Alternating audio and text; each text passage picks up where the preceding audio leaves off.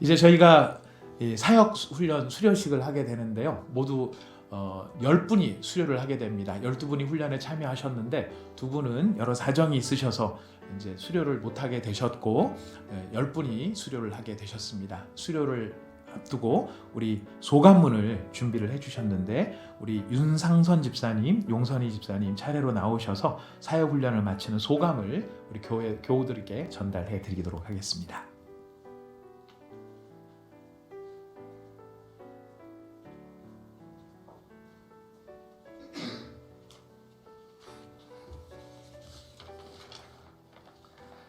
제자훈련에 이어 사역훈련 기간에도 코로나 바이러스로 인한 일에 어려웠지만 지난 1년 동안 코로나 바이러스가 창궐하는 세상에서도 하나님께서 저희 제자훈련에 함께 하심으로 훈련이 멈추지 않았기에 경험상 올해 사역훈련을 통해서 사역반 집사님들과 나에게 얼마나 많은 은혜를 주실지 기대하며 사역훈련을 시작한 게 벌써 1년이 지났습니다.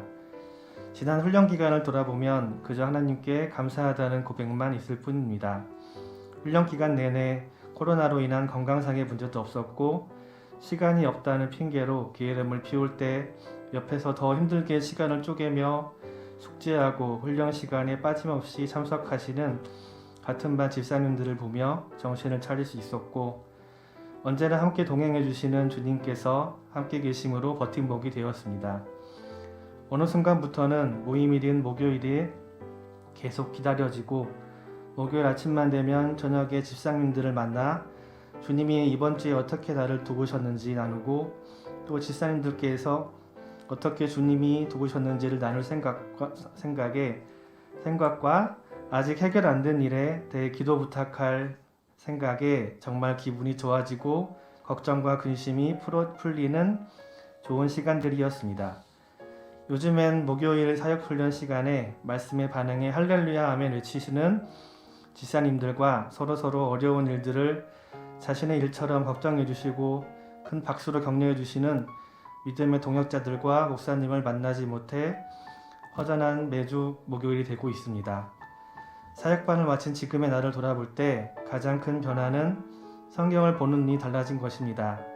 예전에는 그저 뻔한 이야기로만 여겨 넘겼던 성경 말씀을 이제는 제대로 읽고 이해하려 본문 앞부분 및 연관된 말씀을 찾아봐서 세세히 들여다보는 경우가 많아졌고 또 제자훈련 중에 시작한 매주 주일 저녁마다 드리는 가정예배 시간에는 해당 본문인 성경 말씀에 대해 아내인 서집사님과 내가 서로 어떻게 이해했는지 생각을 서로 나누는 모습이 큰 변화였습니다.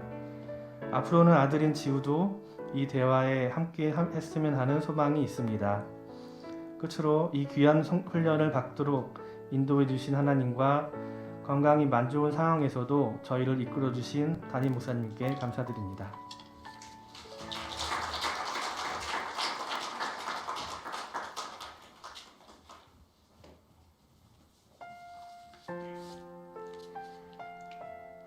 나의 가는 길 주님 인도하시네.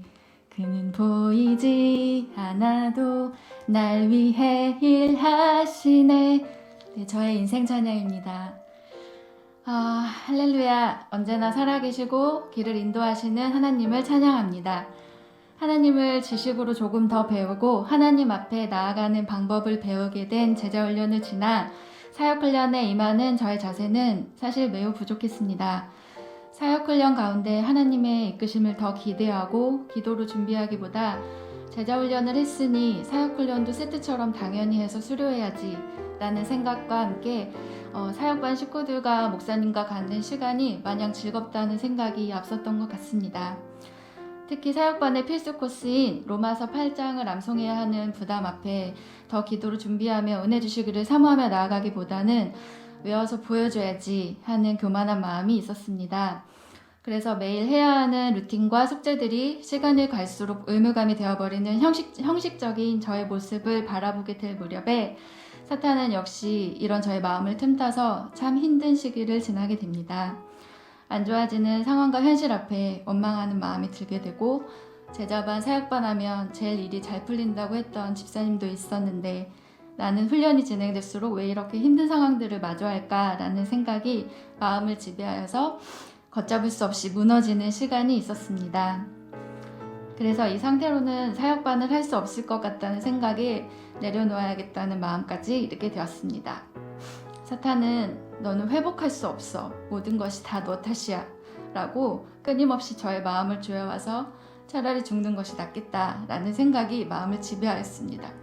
한참을 울고 또 울고 기도해도 침묵하시는 하나님만 계시는 것 같았습니다. 그러나 살아계시는 우리 하나님은 제가 사탄의 속임수에 빠져있는 동안 천사들을 보내셔서 주변 사람들을 통해 일하셨습니다. 성령께서 저를 위한 기도를 시키셨다면서 생각지도 못한 분들이 기도해 주시고 위로해 주셨고, 특히 사랑하는 사역반 식구들과 목사님의 기도를 통하여 한없이 저를 사랑하심을 알게 해주셨습니다. 그리고 다시 하나님 앞에 저의 어리석은 모습을 회개하며 부르짖을 때 예수님께서 뚜렷하게 말씀하셨습니다. 내가 다 안다. 나의 십자가를 바라보렴. 그리고 고백하게 된 찬양. 만왕의 왕 내 주께서 왜 고초당했나. 이 벌레 같은 날 위에 보배 피 흘렸네. 십자가 십자가 내가 처음 볼 때 나의 맘에 큰 고통 사라져 문을 믿고서 내 눈 밝았네. 참 내 기쁨 영원하도다. 예수님의 십자가 앞에 나의 고난과 힘듦은 아무것도 아니며 벌레 같은 날 위에 보배 피를 흘리신 예수님의 십자가를 바라볼 때 치유되지 못할 것이 없음을 다시 한번 깨닫게 해주신 살아계신 하나님, 저는 이렇게 살아계신 하나님 아버지를 다시 만났습니다. 할렐루야.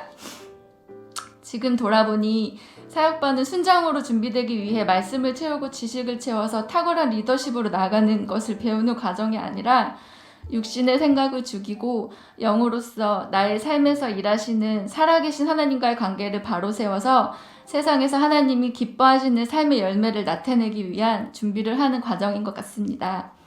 하나님을 사랑한다면 용서하지 못할 것이 없고 내어주지 못할 것이 없기에 부족한 저의 삶을 통해 하나님이 기뻐하시는 열매가 나타나면 참 좋겠습니다. 사역훈련 과제였던 하나님의 열심이라는 책은 저에게 잊지 못할 놀랍게 다가온 하나님의 마음을 알 수 있었던 시간이었는데, 하나님의 자녀는 계획하신 믿음의 분량에 이르기까지 하나님의 지독한 열심이 있다는 사실이었습니다. 믿음의 조상인 아브라함이 이삭을 기꺼이 드리는 자리까지 이끄신 분은 하나님의 열심이었습니다. 책의 내용 중 하나님을 설득하지 않은 인생은 없습니다. 그러니 누구든 빨리 돌아오는 것이 관건입니다. 하나님은 살아계십니다. 때로는 잠잠히 설득하시며 때로는 과감히 간섭하셔서 마침내 우리를 완성해 나가실 것입니다. 놀랍지 않습니까? 이 감격스러운 외에 아무것도 필요하지 않은 자를 가리켜 예수 믿는 사람이라고 합니다. 또 미리 정하신 그들을 또한 부르시고 부르신 그들을 또한 의롭다 하시고 의롭다 하신 그들을 또한 영화롭게 하셨느니라. 제가 가야 할 길은 아직 멀었지만 이제 형식적으로 드리는 큐티와 기도, 말씀 묵상이 아닌 기쁨으로 살아계신 나의 하나님을 만날 수 있는 시간을 갖도록 변화시키신 살아계신 하나님을 찬양하며 천국에서 예수님 만날 때까지 열매를 가지고 주님 앞에 나아가기를 소원합니다. 하나님의 은혜로 남편과 함께 제자 사역반을 할 수 있도록 큰 선물을 주셔서 감사드리고, 변함없이 사랑으로 함께한 우리 사역반 식구들 너무 사랑합니다. 또한 언제나 한없는 사랑으로 사역반을 품어주시고 닮고 싶은 리더자의 모습을 보여주신 예수님을 닮으신 사랑하는 우리 김은수 목사님 너무 감사드립니다. 목사님께서 품어주신 사랑의 마음을 통하여 하나님을 만나고 제자 사역반을 할 수 있었음이 큰 은혜입니다. 이 황금 같은 은혜의 시간을 여러분들도 꼭 누려보시기를 바라고 기도합니다. 감사합니다.